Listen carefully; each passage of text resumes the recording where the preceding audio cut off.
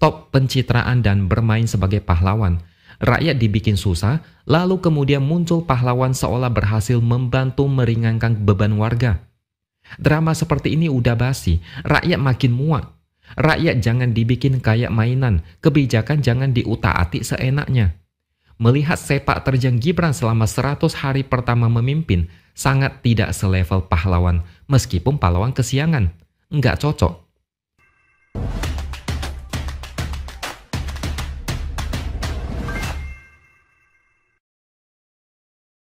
Halo, bertemu lagi dengan saya, X Hardy, di Opini Siwur. Pada tanggal 1 Februari kemarin, Kementerian ESDM membuat satu kebijakan yang terbilang aneh dan menyusahkan masyarakat. Pengecer tidak boleh lagi menjual gas 3 kilo. Akibatnya, jumlah penjual menurun drastis. Gas 3 kilo jadi langka. Masyarakat menjadi resah dan kehabisan banyak waktu karena harus antre sangat lama. Mereka marah dan ngamuk karena hidup mereka udah susah, tapi menterinya bikin kebijakan yang makin menyusahkan rakyat. Bahkan ada satu warga yang berani mengeluh dan protes kepada Bahlil dan sampai menjadi viral. Dia bilang seperti ini, "Dapur kami harus ngebul. Kami jualan harus jalan. Jangan ganggu kemiskinan kami." Memang ya, kalau dilihat-lihat lagi, banyak Menteri Prabowo yang kalau bikin kebijakan suka asal-asal dan tidak dipikirkan dampak ke depannya.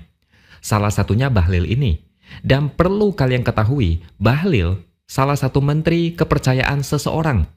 Kalian udah tahulah siapa, yang dari Solo itu. Mereka berdua itu sangat dekat.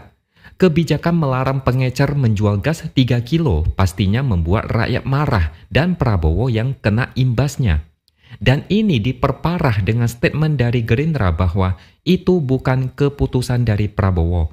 Kemudian Golkar membalas balik dengan mengatakan kebijakan itu pasti sudah diketahui Prabowo.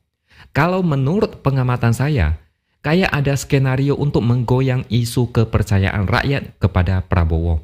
Yang jadi pertanyaan adalah, apakah Bahlil ini bergerak sendiri atau diinstruksikan oleh dia?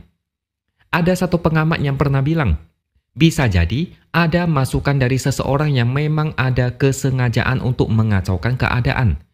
Dia disebut mau mengecek ombak dengan mengintervensi Bahlil untuk mengeluarkan kebijakan yang tidak populis bagi Prabowo.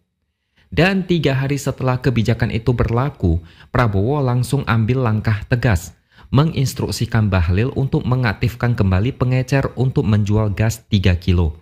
Pelan-pelan situasi kembali jadi normal. Tapi ada satu orang yang baru bangun dan muncul lagi setelah isu ini beres. Ketika ribut-ribut, orang ini seolah menghilang, diam, atau mungkin lagi tidur panjang. Siapakah orang itu? Kalau Anda menjawab Gibran, maka Anda benar. Kemarin lusa, Gibran mendatangi salah satu pangkalan LPG di Jakarta Selatan. Saya melihat ada satu video yang dibagikan oleh salah satu netizen di Twitter. Gibran di sana kayak kurang penting. Tidak ada manfaatnya sama sekali kecuali berdiri doang sambil memantau situasi. Ada kesan warga sekitar cuek dan tidak begitu peduli dengan kehadiran Gibran di sana. Mereka lebih penting membeli gas 3 kilo karena itu lebih mendesak. Gibran ada di sana pun nggak ada pengaruhnya. Alhasil, Gibran kayak dicuekin, dibiarin dan tidak dihargai. Makanya dia disebut pahlawan kesiangan. Masalah sudah dibereskan oleh Prabowo, lalu Gibran baru muncul ke publik. Ngapain coba?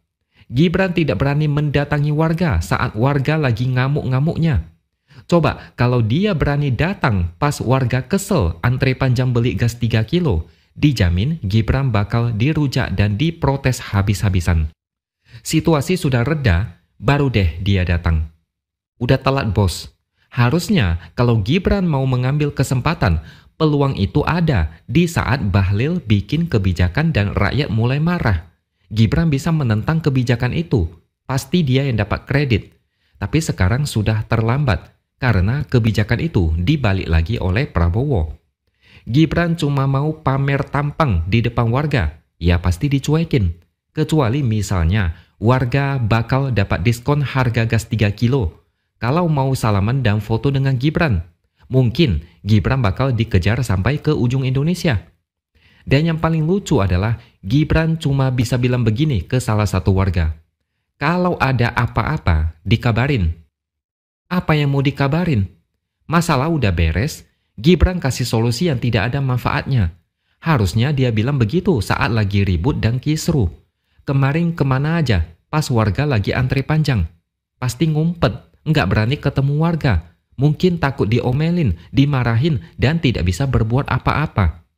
Kalaupun Gibran minta dikabarin kalau ada apa-apa, ya buat apa coba?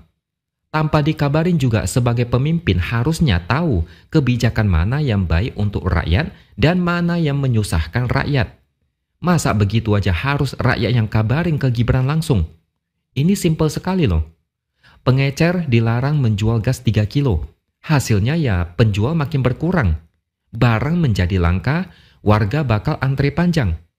Masa gitu aja nggak ngerti? Tapi kalau bagi yang paham Gibran, ya pasti paham deh. Logika Gibran itu mungkin nggak nyampe ke sana. Bukannya kasih solusi langsung, malah menunggu warga kabarin kalau ada apa-apa.